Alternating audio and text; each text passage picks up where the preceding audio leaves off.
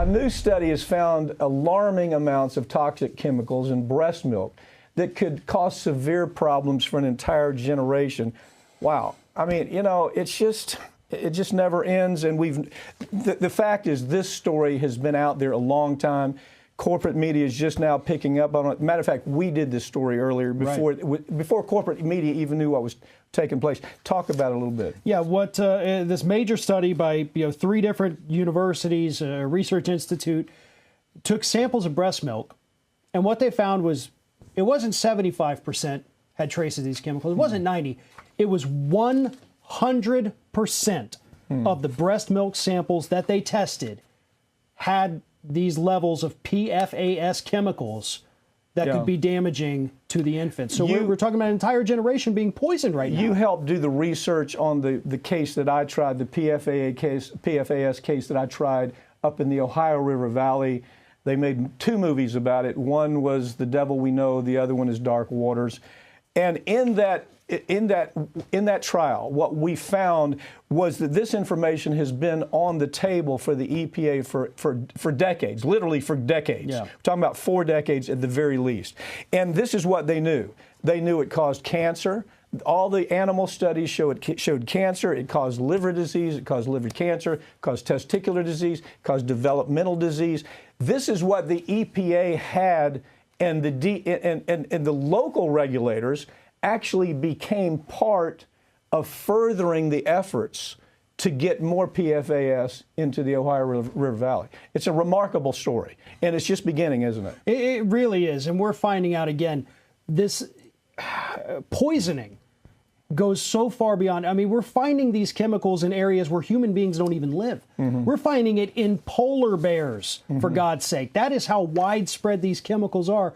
And again, we've already poisoned a couple of generations, and because of inaction from the federal government, because the companies continue to produce these chemicals, still going out into the waters today, we got a new generation right here getting toxic doses of these. You know, matter of fact, you did a story on this for National Trial Lawyer magazine. In that story, you talk about the fact, and of course, I tried the case, so I had the experts on the stand that said it's biopersistent, means it's in the environment for 1 million years. It's bioaccumulative. That means each and every time that you take a drink of it or you're exposed to it, it adds to the burden in your body. And more importantly, it's bioactive. And when you put all those 3 things together, and now you learn that the most important stage in a child's life, they're exposed to 10, 20, 50 times the amount. They should have no exposure. Right. God didn't make PFAS, okay? DuPont and 3M made PFAS.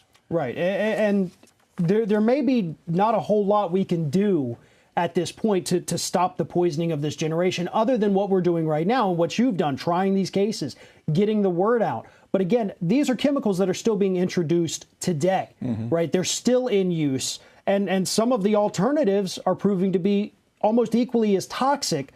So we're at the mercy of corporate America right now. We truly are, and it's a terrifying place to be. Netflix, check out Netflix, The Devil We Know. It's going to give you the whole backstory. It's scary, scary stuff. Farron Cousins, thank you for joining me, okay? Thank you.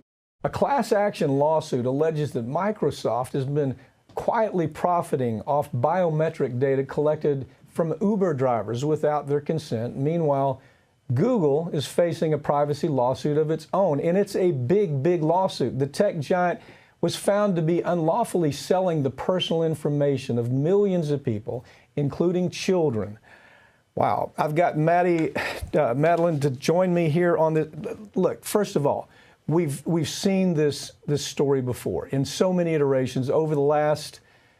It really started about 10 years ago, right, where there'd be a news story almost every month where our personal data is being used by the government, it's being used by advertisers, by corporations. This is pretty Orwellian, isn't it? Right, and it's completely overwhelming. And just like you said, it's all these companies all the time just doing it to make money. So what we've seen is personal data, our private information, has quickly become the most valuable commodity in the world. Yeah. So there's really no incentive for them to stop doing it. And what you mentioned about Uber and Microsoft, basically Uber hired Microsoft to create a security feature in their app that would be facial recognition, basically. So it was designed to kind of keep the drivers safe, ensure it was actually that person driving the car. Two issues with that. Uber never actually got permission from the drivers to collect that information from them. And then Microsoft had really no protections in place to ensure that information didn't end up in the wrong hands, and then they went so far as to sell it. So okay, so the Uber driver, so the lawsuit is saying what you've exposed me to. The driver says you've exposed me to identity theft. Right. I mean, very obvious how identity theft could be a big part of that. Right.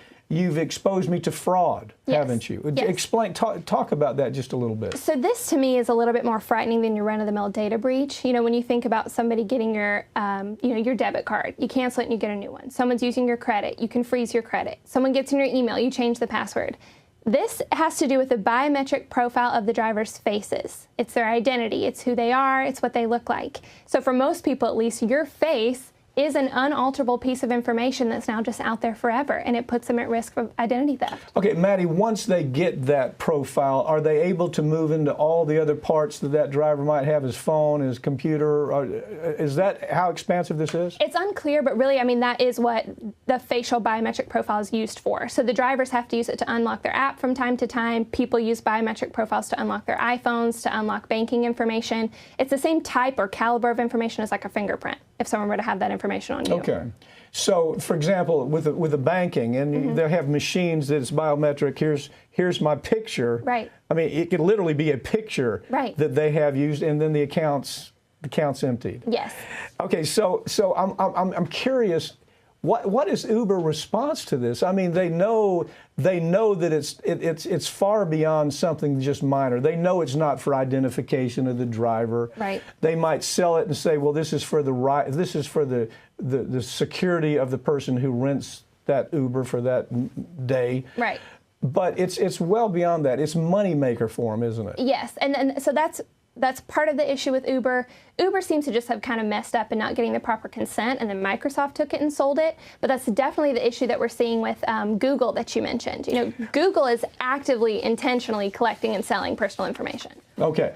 Now, let me back up just a little bit. There's which I thought this was brilliant legislation that they have that gives the driver the right to bring this. Right. It's called the Biometric Information Privacy Act. Right. Are most states moving to that right now? It's a state. That's a state law. Actually. It is a state law, and so we are seeing a state movement towards it. Most don't have it right now, but it is the trend to kind of adopt legislation like Okay. that. You want to talk about Google? Let's move there.